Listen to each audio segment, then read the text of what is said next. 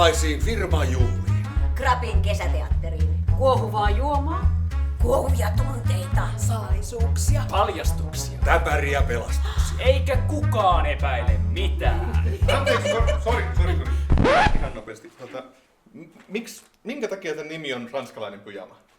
No, mun roolihenkilöllä on Pariisista ostettu pyjama. Ja mun.